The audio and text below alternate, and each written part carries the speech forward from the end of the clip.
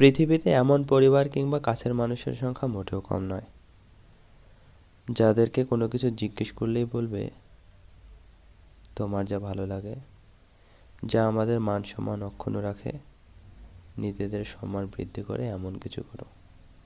এমন কিছু করলে আমরা অবশ্যই সাহায্য সহযোগিতা করব। কথাটা শুনতে কত ভালো লাগছে, তাই না?